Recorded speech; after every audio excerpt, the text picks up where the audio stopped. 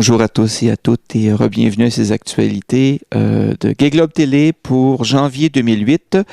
Toujours avec cette formule que l'on vous présente où on fait une revue de presse en début d'émission et quelques commentaires sur l'actualité gay à la fin de l'émission qui dure toujours entre 12 et 15 minutes présentée en exclusivité sur Gay Globe Télé. On maintient la formule parce qu'elle est très agréable à faire premièrement.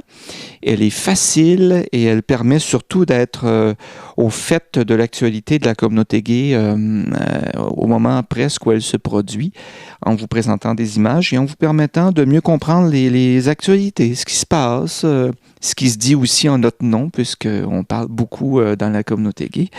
Ce qui m'amène à vous parler tout de suite de Gay Globe Télé, de quelques résultats pour 2007. Quand on parle de Gay Globe Télé, c'était déjà audacieux de commencer à publier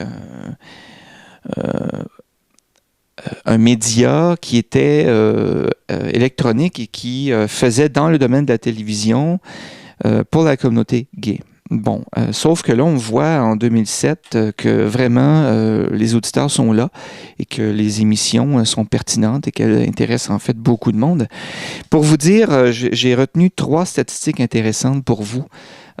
L'élément le plus populaire de l'histoire de Gay Globe qui va bientôt faire 2 années d'opération, c'est évidemment le vidéo que vous voyez à l'accueil de Gay Globe Télé sur Dalida. Cette production qui a été faite par le bar Le Queen à Paris et qui totalise un peu plus de 50 000 téléchargements à partir de la page d'accueil.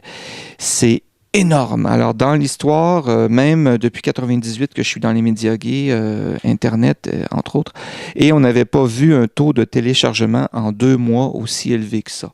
Plus de 50 000 personnes ont choisi de télécharger le vidéo du Queen, qui encore est toujours présent sur la page d'accueil de Gay Globe Télé, qui va l'être jusqu'à la sortie du spécial Dalida, c'est-à-dire la 3e semaine du mois de janvier.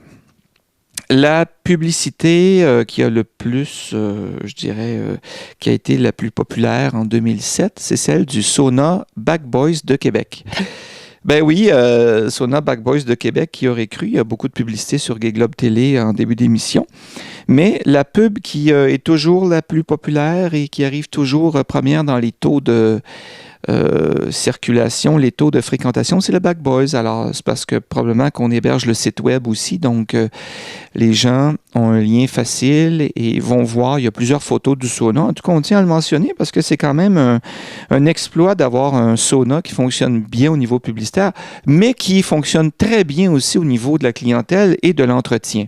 Le reportage de l'année, celui qui a suscité le plus de fréquentation et de réaction aussi, ben c'est ex aequo entre deux, parce qu'il y a quelques dizaines d'auditeurs qui séparent les 2 dossiers.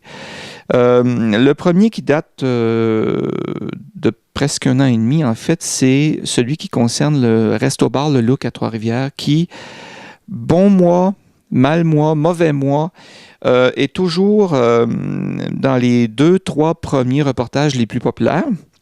Alors, c'était le reportage qu'on avait fait avec Gary Blanchard suite à l'ouverture et au lancement du Look à Trois-Rivières. Je pense que le fait d'être indexé sur Internet intéresse beaucoup les gens de cette région-là. Le deuxième reportage qui a été le plus populaire sur Gay Globe Télé en 2007, ça a été notre reportage qui est sorti au mois de novembre sur les poppers. Nitrite d'amyle, ce solvant qui sert à la communauté gay principalement pour certaines personnes, de drogue. C'est effectivement une drogue parce que ça a été déclaré comme tel par les autorités policières, mais certaines personnes contestent cette affirmation-là, l'effet que ce ne serait pas nécessairement une drogue, mais beaucoup plus une espèce de produit récréatif au même titre que l'alcool ou le tabac qui aurait des effets un peu similaires. Bon.